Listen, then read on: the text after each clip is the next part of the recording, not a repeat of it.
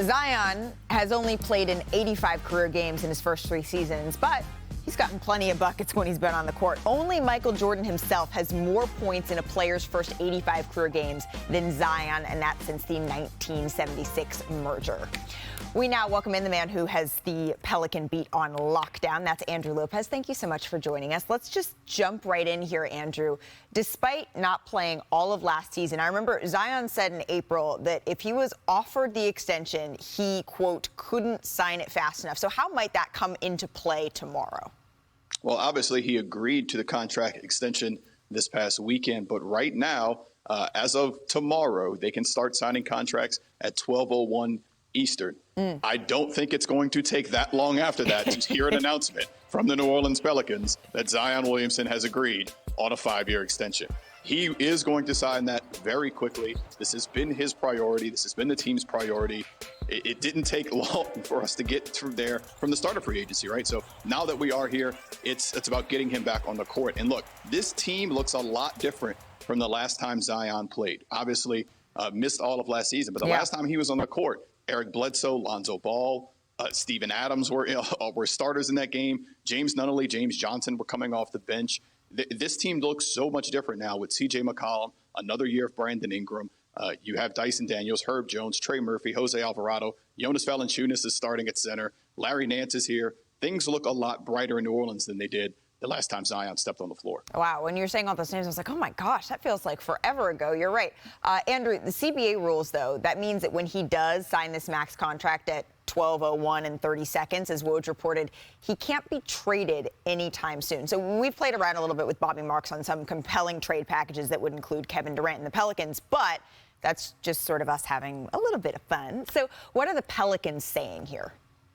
Well, right now, look, I think they have a case to be in that conversation. We've all thrown around these trades. Look, if you were to, the Pels have one of the easiest trades to make right now, one of the cleanest trades if you include Brandon Ingram. You put Brandon Ingram in the deal, you only need about $4.5 million to get to salary matching rules per the CBA. So you don't have to get to a place where you're trying to involve 3 or 4 teams. They have the picks.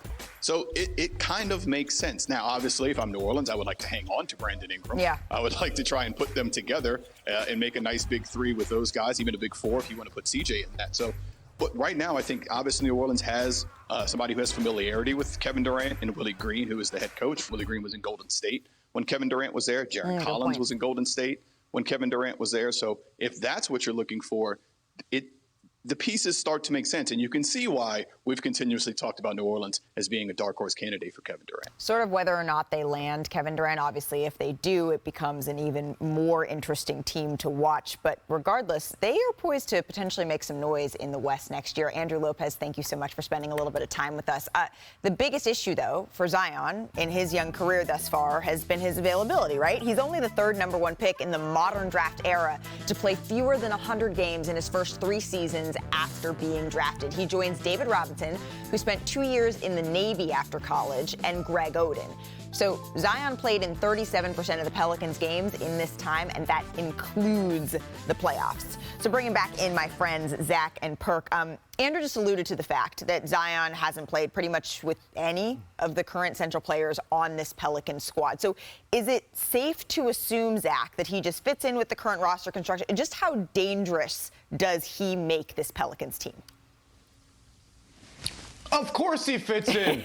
A talent of Zion's caliber, you fit around Zion, not the other way around. As for this team, this is going to be a dynamite offensive team. You have a starting 5 probably of CJ, Brandon Ingram, Herb Jones, Zion, Valanciunas. They're going to have to figure out the spacing with Zion and JV, but he's going to push the pace. Zion's going to set screens. He'll post up. We'll see some point Zion. If this isn't a top 5 offense, I'm going to be surprised and disappointed. They have some quality depth off the bench. I love all their young guys. Trey Murphy, Jose Alvarado, Dyson Daniels, who they just drafted, obviously Herb Jones. I love all those guys. That's a great young core. They're going to be a very dangerous team. I might pick them to be in the top 6 as of right now. Obviously, we've got to see what happens with Durant, where he goes, how that impacts the conference. But I think this team is deep and super talented offensively. The question is, the other end of the floor. That starting five I named, Herb Jones is really the only good defender in that lineup. They're going to have to get stops to be a really serious team. But on paper, this is a dynamite scoring team. Zach Lowe, the president of the Herb Jones fan club. What do you think, Perk? Herb, baby. Well, what?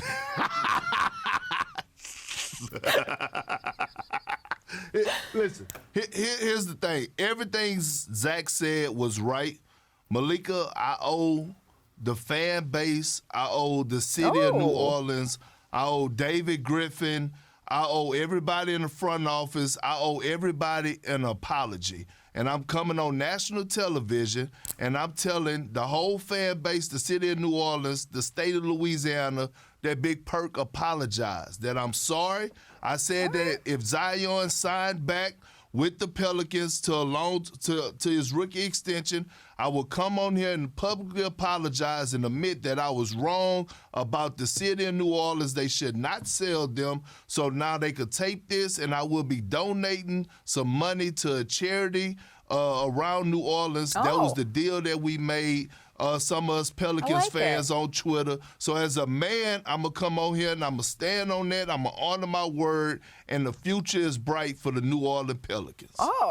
You know what, Kendrick? I like that a lot. So we'll stick with you on this one then. The other point that Andrew Lopez made is how easily the Pelicans could put together an appealing package in a Kevin Durant-centered trade around Brandon Ingram. If that hypothetical trade were to go down, the Pelicans' ceiling would be what? A championship. Boom. A championship.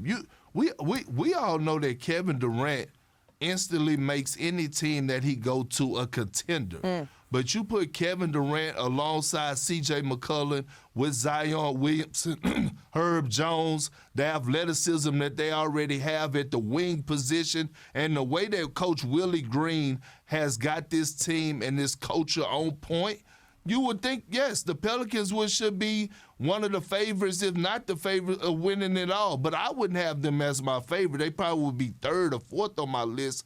But, yeah, they still would be winning the championship. I just don't want them to get rid of Brandon Ingram.